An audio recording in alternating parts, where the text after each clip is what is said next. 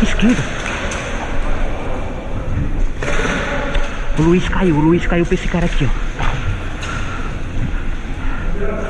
Ó.